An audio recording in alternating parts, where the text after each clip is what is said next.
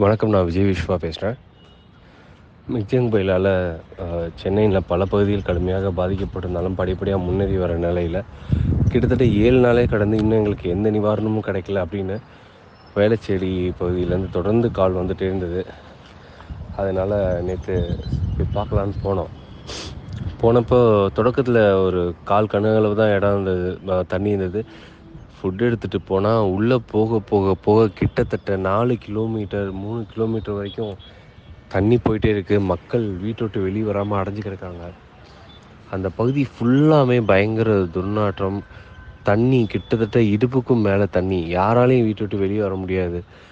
நாங்கள் ஜேசிபி மூலமாக கிட்டத்தட்ட உள்ளே ஒரு 1.5 கிலோமீட்டர் போய் அங்கேருந்து உள்ளே ஒரு 2 கிலோமீட்டர் நாங்கள் போட்லேயே போனோம். கிட்டத்தட்ட 30 நிமிஷத்துக்கு மேலே போக முடிஞ்சது. அப்போ தான் அந்த மக்களை சந்திக்க முடிஞ்சது. அவங்க கேட்குறதெல்லாம் குடிக்க மட்டுமாவது தண்ணி கொடுங்க, கொஞ்சோண்டு அரிசி இருந்தால் கூட போதும், கரண்ட் இல்லைனா கூட சமாளிச்சிடலாம், எங்களால் குடிக்க முடியல, தண்ணி இல்லை, சாப்பாடு தான் ரொம்ப கஷ்டமாக இருக்குது, அரிசி இருந்தால் போதும், வேறு எதுவுமே வேணாம், நாங்கள் இப்போதைக்கு இதை வச்சு சமாளிச்சிட்டோன்னு அவங்க கெஞ்சதை பார்த்தா ரொம்ப பாவமாக இருந்தது. நம்மளால் முடிஞ்சது அவங்களுக்கு உணவு, உடை, பாயெல்லாம் கொடுத்துட்டு வந்தாலும் எல்லாராலையும் நம்மளால் கொடுக்க முடியல. ஏன்னா அவ்வளோ மக்கள் இருக்காங்க. வயசானவங்க, கால் முடியாதவங்க.